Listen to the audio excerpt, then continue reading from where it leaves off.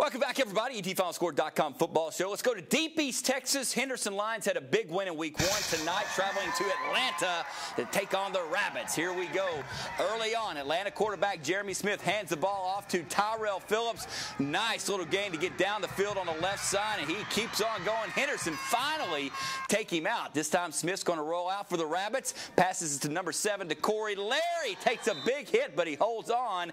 Then Smith's going to go back to the running game. Phillips again, he takes it straight up the field, and good night. Touchdown for the Rabbits. They lead it 6-0 in the first quarter. All right, Lions, time to go to work. Trey Hall, the quarterback, going to work. Rolling to his right, throws to number 1, Drew Dorgy, down the field. A few plays later, it's going to be Matthew Childers. He's going to take it as Matthew Childers took it in for the touchdown. I promise you right there. That made it 7-6. And look at this. Henderson prevails. What a win. 39-38. Unbelievable. Van Vandals in action tonight, taking on Spring Hill at Panther Stadium. Rough first half, but Garrett Self gets it going, gets the strip, and the ball is on the ground. Jump on it right there. Alec Thornton for the recovery. Spring Hill would then go 3 and out. No offense there, but back comes Connor Houston leading the drive, showing the arm with hitting Isaiah Alford. Then with his feet, running it on the keeper, jumping over people left and right. That would put Van in the red zone. Senior Riley Criveda punches it in for the touchdown, and Van's off to a pretty good start as well. They take care of business 55-21 over Spring Hill, winning in this one. Bullard held its home opener tonight against Brownsboro, and boy, how big is Bullard football getting, man? Great fans, and what a player. Jacob Johnson fumbles, but Donovan Yealy catches it and runs it for a first down. Good luck on the Panthers side there. This time, Taylor Hood to Brooks Parham. The bulldozer, look at 34, run people over left and right, and then everybody's All-American tight end, Major Tennyson, gets it from Taylor Hood, and the big guy's going to be a D1 player because he can catch, run, and block. 8-7, Bullard with the lead over Brownsboro. Brownsboro's Brian King then. We've got a fumble right here. Turnover, so important. We all know that. That's going to get picked up by Thomas Brooks and gets it inside the 5-yard line, and Bullard is in striking distance once again, and they go back to the big dude, Parham. Runs it in for the touchdown. They take the lead 14-7. Now here comes Brownsboro, a long run by Tamick right here. Is he going to take it all the way up the right side? Bullard hustles to get it in there, but no touchdown. And let's see that final score in this one as the Panthers of Bullard trying to get a victory tonight. And they do. 35-14, your final in that one. Some other scores in Class 4A. Gladewater, Pittsburgh. Gladewater falls to Pittsburgh 49-36. Athens, look at that. Diboll 36-34. What a close ball game tonight. Ruskin, Crockett, all Crockett in that one 48-27. And wow, when these two meet, big things happen. And Maybank victorious over their rival Kenton 35-34. And a couple other scores for you. Lovelady wins big 52-17, and Center shuts out Boona, 36-0. All right, let's get down to Class 3A now. The Tigers of ARP had a shutout victory back on Friday tonight. Coach Dale Erlin and company taking on a very good U Springs Mustangs team.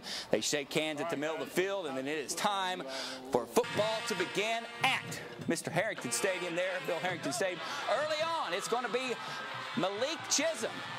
Hands off to Gabe DeBose for the big run. Gabe doing work again right here, but Chisholm's going to keep it himself on the keeper. 7-yard touchdown for the Mustangs. 8-0 after the 2-point conversion. Then ARP's going to go to work. Casey Medlock hands off to Julian Herndon. And this is power football, folks. Way to go, Julian. Making it look good there. Then Case is going to keep it himself right there. 64 yards. I know Darryl Irwin loves when his quarterback can move like that. Let's get to the final in this one. Another close game, but U Springs victorious 58-48. Let's head over to a couple miles down the road. Troop hosting a very good team in Class 2A, the Alto Yellow Jackets, and Keenan Johnson, such a spectacular player, hands off to Craig Collins, but gets stopped. Reese Clark, late hit on the penalty right there. You can't do that, number 55. Luckily, sometimes you get thrown out of the game for that, so Alto comes right back. Craig Collins, 9-yard touchdown. 30-0 Alto, but Cantroop gets something going. Kalen Eastman Running out to his right, it's going to toss it to Ramiro Martinez, just swallowed up by that Yellow Jacket defense. And boy, I tell you what, not a good night for the Tigers as Alto from Class 2A wins 30-7. Other scores from tonight. Let's get to those real quick. Scores number 3. We have those yet? We don't. We'll get to those in just a minute. Right now, though, we do have Trevor Pill with us live over at the Tyler Paper headquarters and the etfinalscore.com website.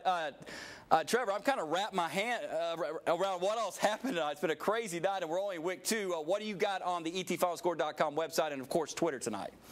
Well, of course, Twitter has been blowing up, Eric. And let's start with food because food and football go hand in hand. My lady Bernie Duke tweeted this photo of her Frito pie while enjoying her Van Vandals. Miss Duke is a teacher there in Van.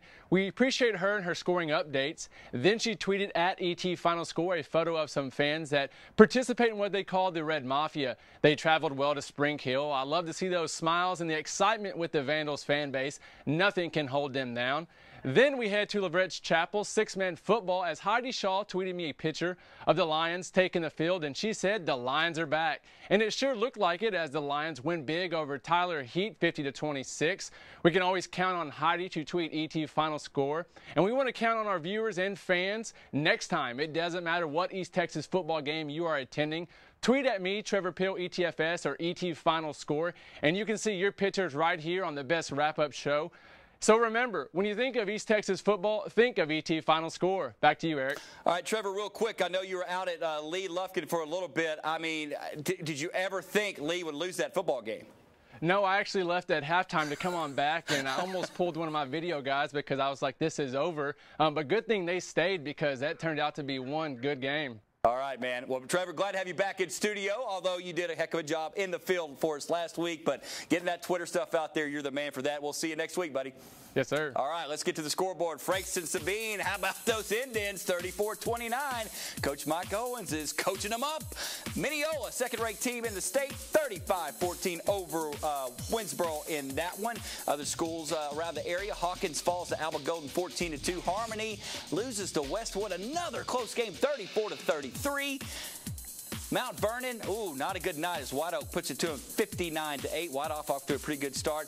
Malakoff 44-28 over Dangerfield. Edgewood and Clarksville, it goes to Edgewood, edging them out 34-32. And don't forget, West Rusk and Union Grove will play at Longview Lobo Stadium tomorrow night at 7 o'clock as a part of the Saturday night football tradition here in East Texas. All right, we got to get our second break in here. Speaking of that Twitter page Trevor Pill was just mentioning about, we're zooming in on it right now. Lots of picks, stats, fans, cheerleaders, band members, vines. It's all there at ET Final Score.